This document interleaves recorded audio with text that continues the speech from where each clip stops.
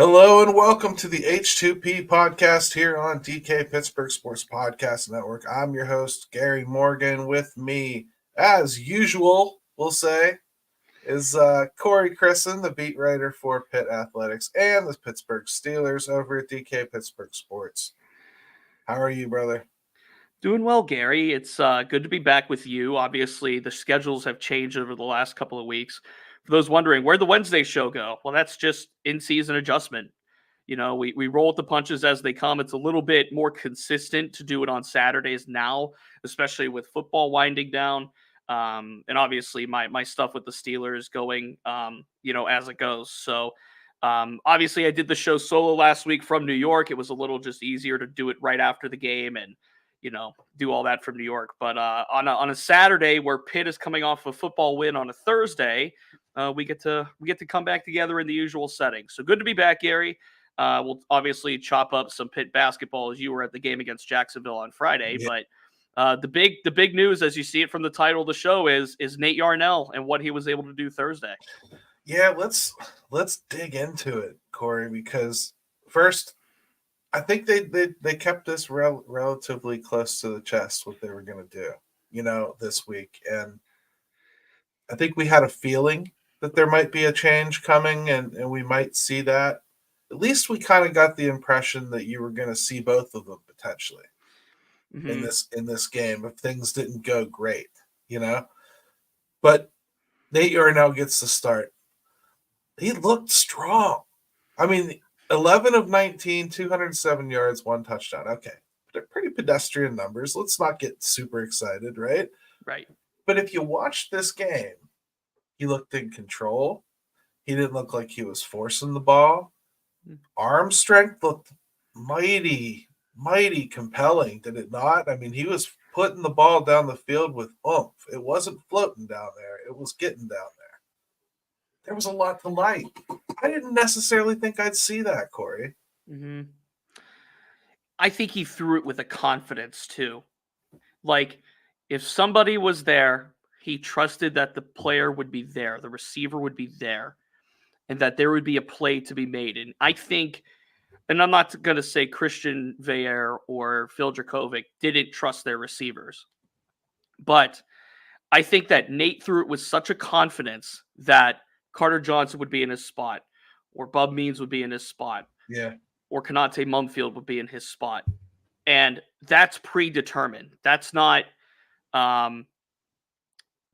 really a product of anything else other than Nate being Nate. And this is the second time in 2 seasons, obviously with the Western Michigan game last year. A little bit different of a feel because Izzy Abanikanda was literally given the ball to win the game. Yeah. But this year's a little bit different. You don't have an Izzy. Now, he did get great support from Rodney Hammond.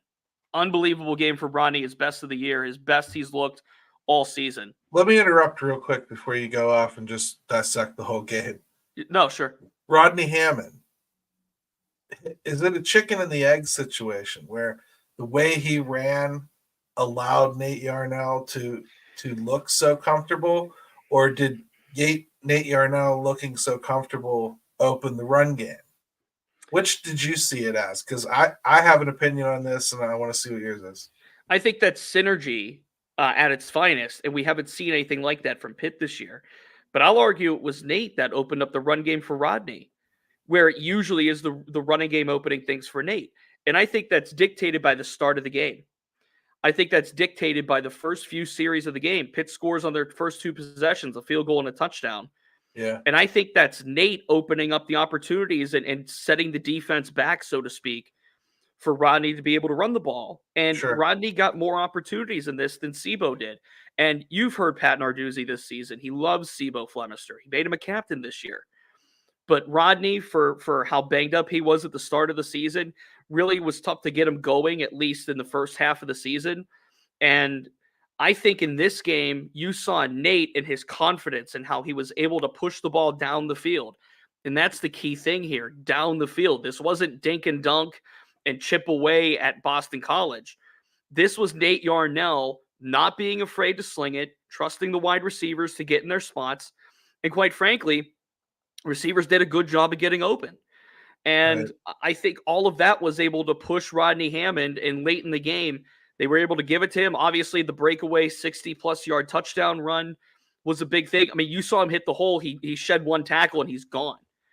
Like, people are going to look at this outcome. They're going to see the 6-5 Boston College Eagles beaten by the 3-8 Pittsburgh Panthers, and they're going to think, okay, we can really judge Nate Yarnell here because that was a quality opponent. And I'll say this: I don't think any of us expected Boston College to be 6-5 right now. So credit to them for winning 5 in a row to get here, right?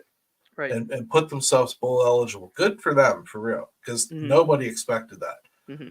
Second, their secondary is depleted right now, and it got worse after a targeting penalty. Oh, that was as targeting as But targeting it was as gets. targeting as targeting gets, yes. Yeah. But after that, their secondary was non-existent. You're talking they were playing third stringers. Right. So I guess I don't want to get too sky high here, but I just think I that's why I focus on the arm strength and getting the ball there and making good decisions, and I liked what I saw there. So when Christian did what he did against Louisville and upsetting Louisville, which it's wild to me that Louisville's ranked 10th in the country and that lone loss looming is Pitt. Like, we had the similar Honestly, feel how about many times Christian. has Pitt been that fly in Oh, the yeah. ointment, though? Oh, yeah. That's Narduzzi's specialty. Yeah.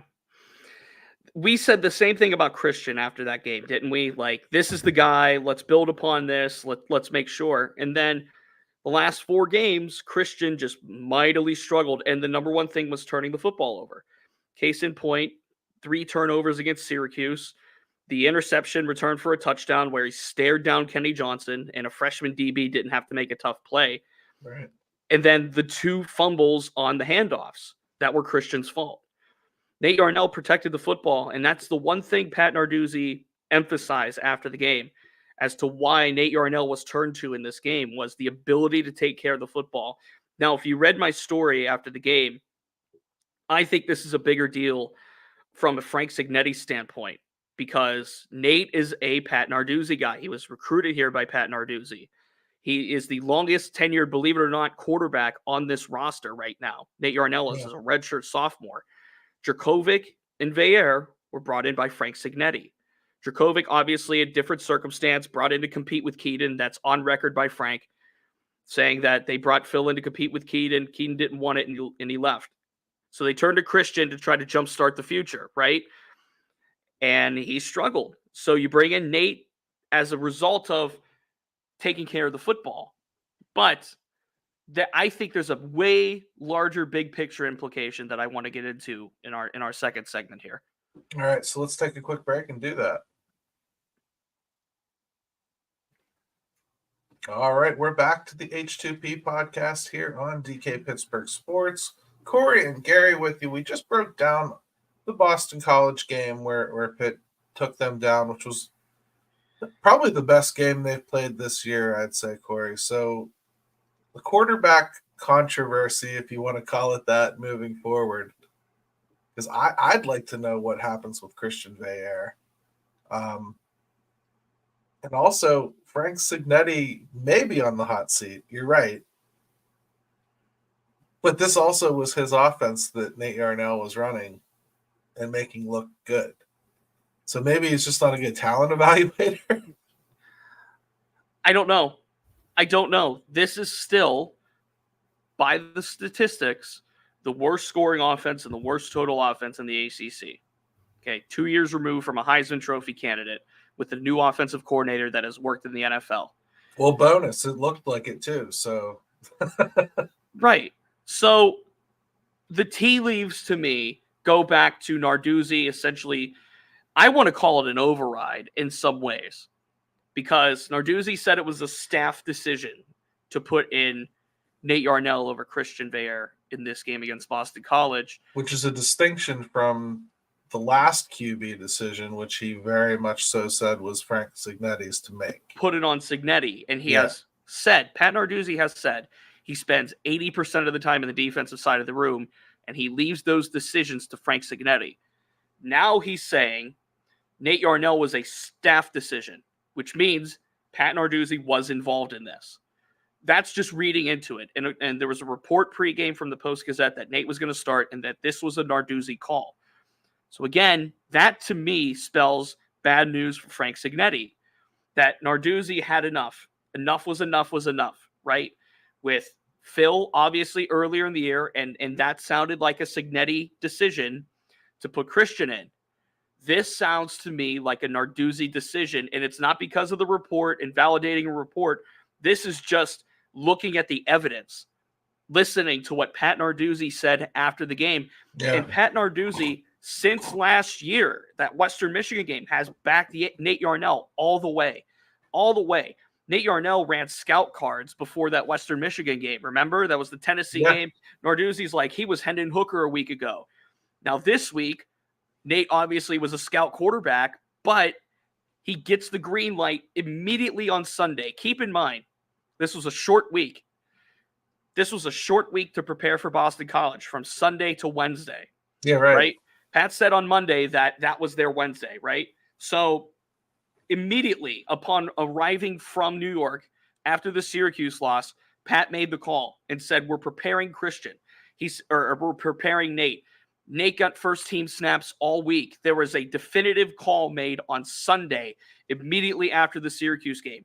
That to me, again, screams Pat Narduzzi, that there wasn't much of a internal discussion. There wasn't much of a meeting, so to speak, about what it. he calls the staff decision was he walked in, slammed his fist down, and said, this is what it is. Nate's playing quarterback, get him ready, right? Yeah. And it's just reading the evidence. This isn't me like being an insider trying to we go. Know we're this stretching the boundaries of journalism here. We're talking a little bit. Well, somewhat, but also again, I'm not trying to fabricate anything either, and I don't think I am. I think this is just any common sense looking at the evidence. Yeah. So that being said, it's not a sideline report. Calm down. Oh my goodness, we could do a whole show on that. But Pat basically said Nate's going to start against Duke, right? Yeah. Like he said without saying it that Nate's going to start against Duke, which to me is a committal at least to figuring out if Nate Yarnell has something. He passed his first test. Now, if Nate goes into the Duke game on Saturday of next week and does well or does about the same thing that he does, then we can definitively say they have to take this offseason to give Nate a chance. Yeah, I would have to agree, but they got to probably bring somebody else in too, right? And is Christian Veilleux still in play? Like, is there, or is he tied to Signetti so much that if they moved on from him as an OC, he's going to go too? See, that's the catch-22 here. Because if Frank Signetti's fired in the offseason, which, look, when you have the worst offense in the league, literally, and that was a year where the offense was good with the for quarterback with Keeds, have to look at the OC. I'm not the guy like loud like that, but I think it's reasonable to say that Frank Signetti has to be taken a look at over the offseason and whether Pitt brings him back or not. Now, if he does not come back, does Christian leave and take a year out? Because again, he transferred already. He used his one-time transfer coming from Penn State.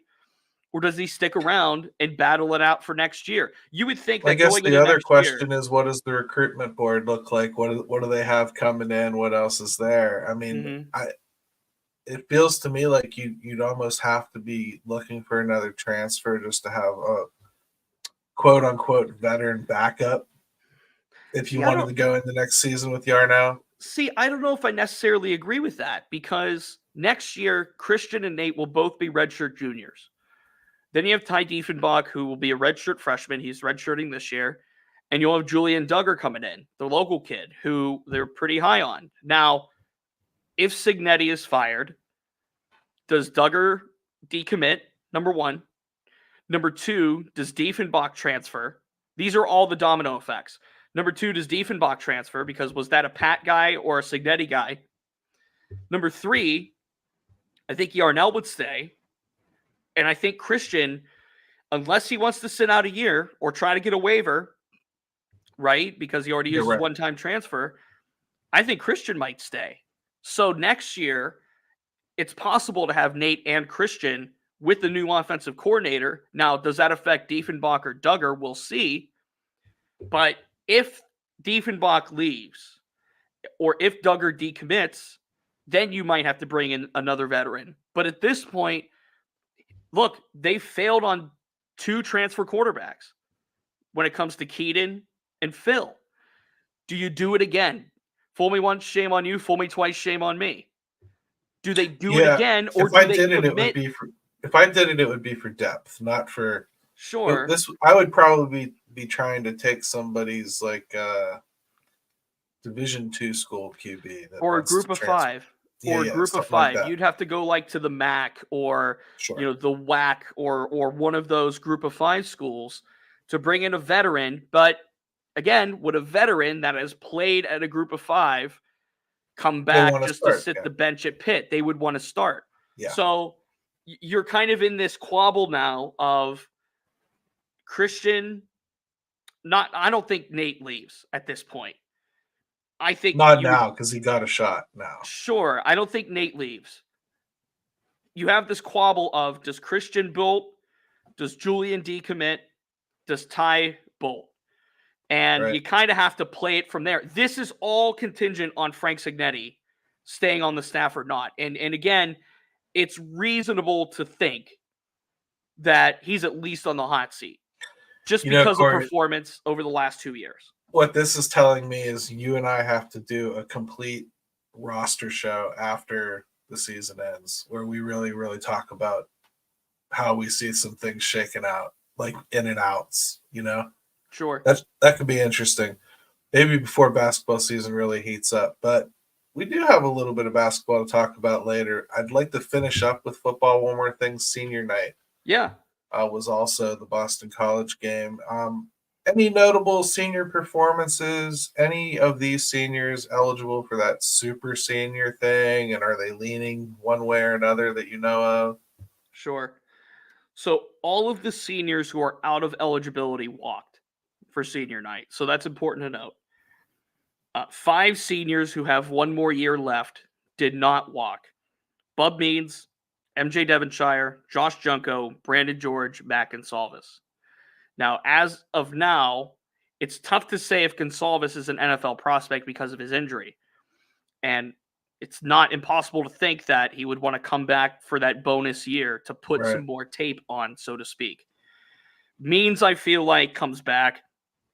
Junko, I think, comes back. George, I almost have a feeling he comes back. Now, Deion Hayes has said he's coming back, even though he walked. Deion Hayes said he's coming back. He said that after the game. The one to me is MJ Devonshire. And this is going to come down to the advice he gets over the offseason from an agent. This is going to come down to Senior Bowl stuff. This is going to come down to, does he want to commit to the NFL draft process? Does he feel like he can commit to the NFL draft process? And I would argue that it would benefit him to come back one more year if that's the route he wants to take. I think it would too, Corey. I think that's where I lean. Yeah. Now, 9 seniors did not walk for senior night. Notably, to me, Ryan Jacoby, DeAndre Jules, and Bengali Kamara.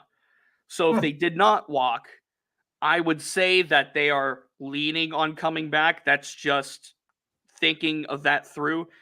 Daniel Carter, Carter Johnson, Jason Collier, Bam Brima, Nate Temple also involved in that.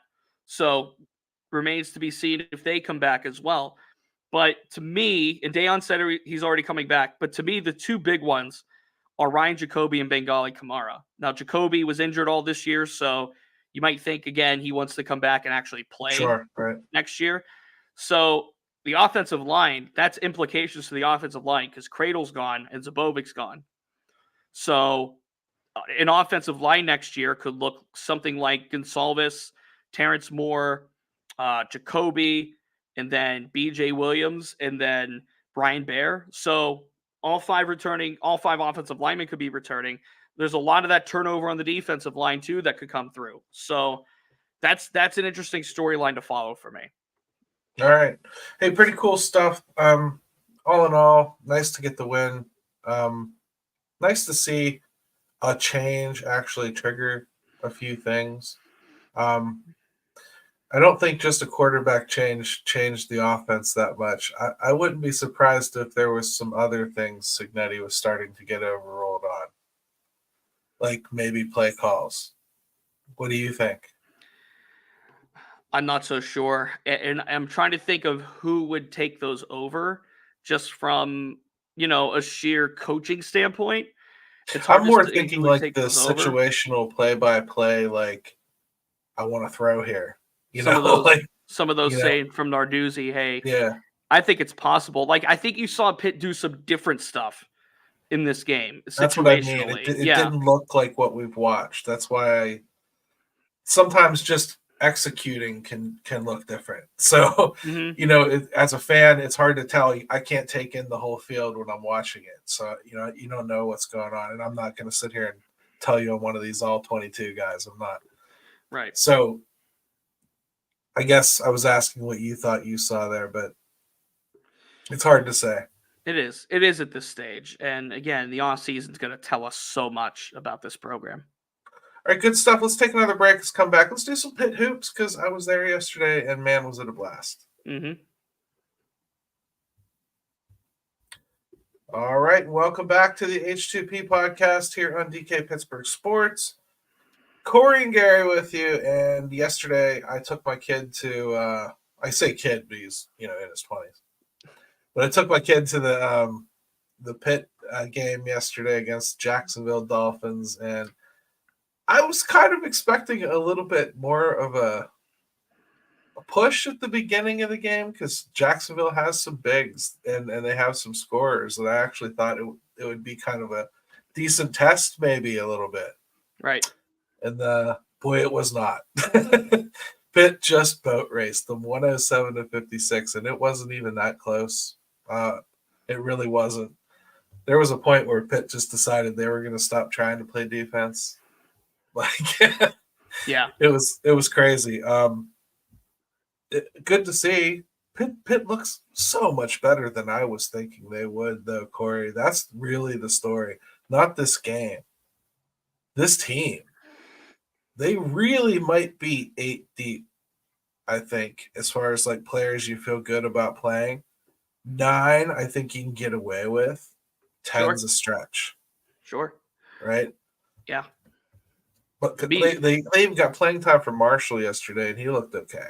Hmm. So I mean, all the way through the depth chart, not bad. This Missouri game is going to be fascinating. It's going to be a really good game. Yeah.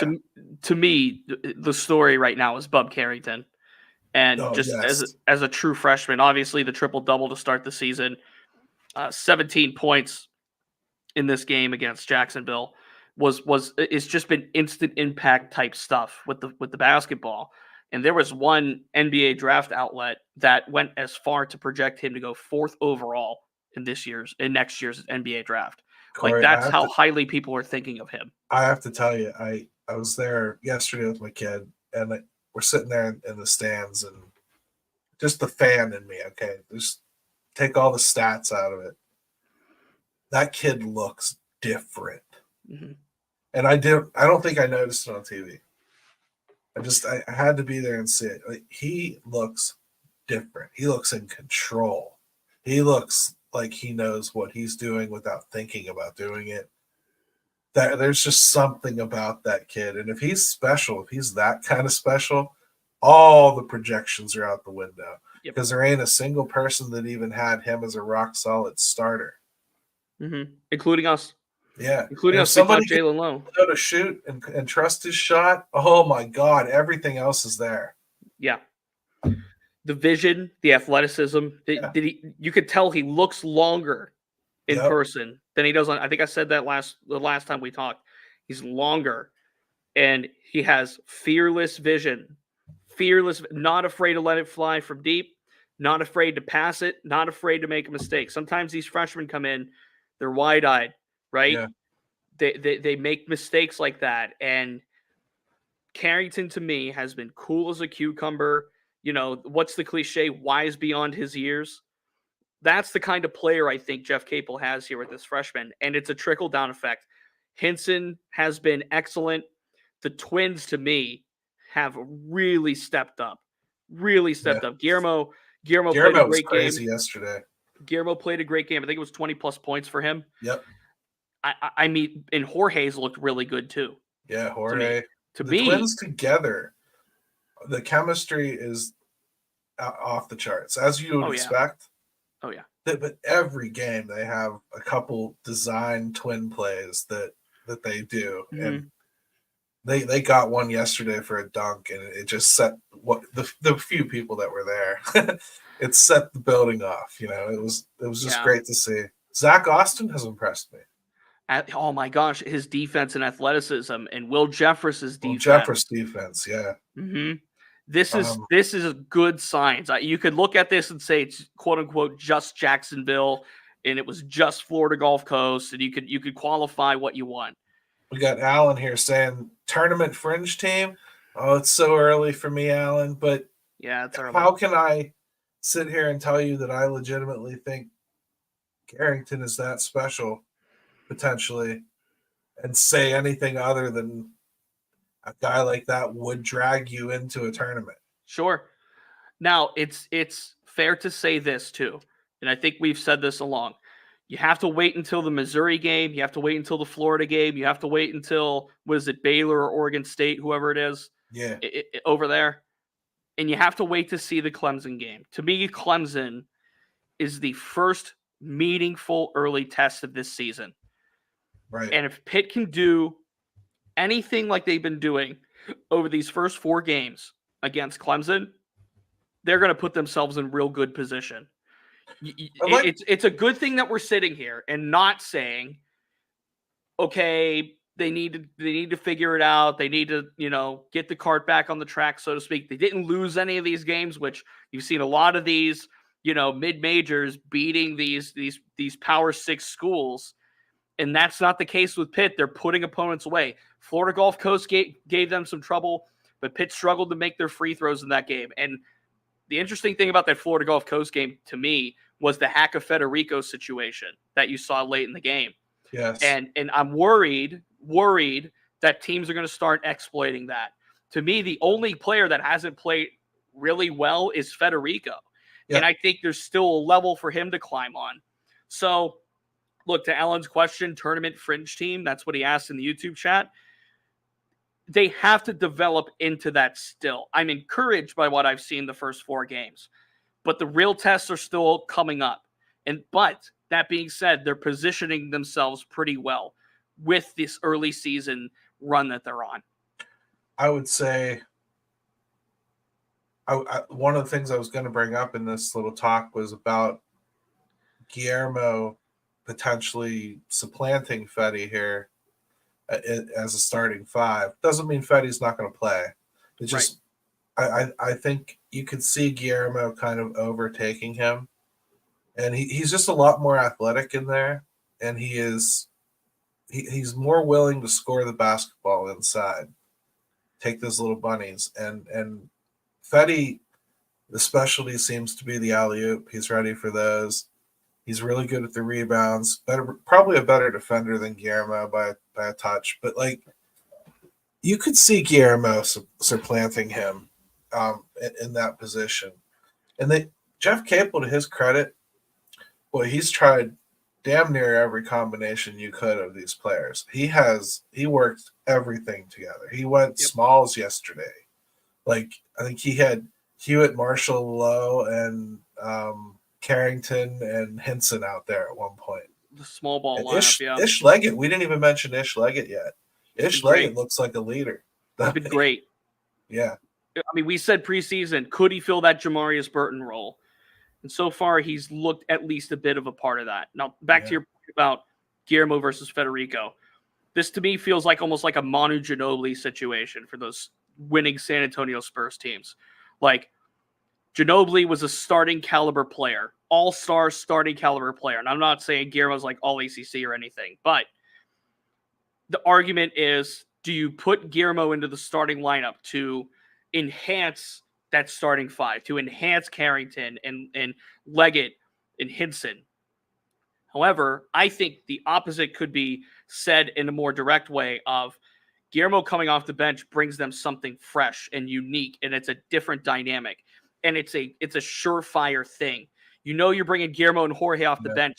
You can have one guy in the paint, you can have one guy on the wing or whatever it needs to be, and you can flip those two almost.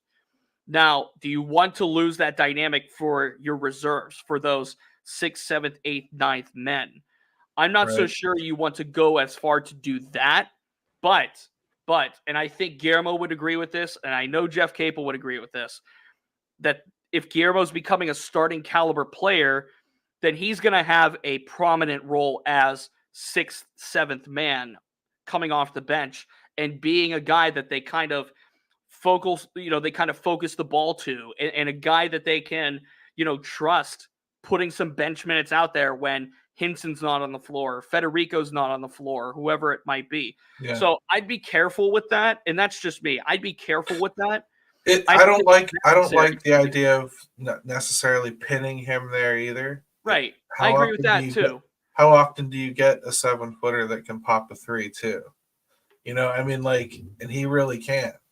So it's kind of fun. He almost looks like he could reach it from there when he's standing. But he's it's interesting. One more thing before we go, and I know we're already over time, so thanks for being patient. Hey, that's okay. It feels to me like this lineup is setting up where if Jeff Capel wanted to, he could run out a very defensive unit, or he could run out a very offensive unit. Ooh, the defensive unit, with Federico, think of it this way: Federico, Austin, Jeffress, those three alone. Yep. What more could you ask just from those three? And I think Carrington plays good defense and Leggett plays good defense. So you put that 5 out there, like you say, you have a 20-point lead starting the fourth quarter, of the game. You want to put them out and lock down for 5 minutes, 5-10 minutes. I mean, that's a way to go, and something that a lot of teams can't counter. I just think it's interesting. We're even in a situation, think back to the Miami game that was in Pitt last year, where Greg Elliott came through with the steal on the baseline to kind of seal the game away. If you need something like that, you have multiple guys on this roster that you can trust to make a play like that. And I think that's a very important thing once ACC play comes around at the end of December. I can't wait. I'm so excited for this Missouri game. So let's just end it on a high note. Pitt Hoops was great. So far, let's just enjoy it and hope it keeps that way. And Carrington, I think, is worth getting excited about, though. Let's see. H2P, the way we always do it.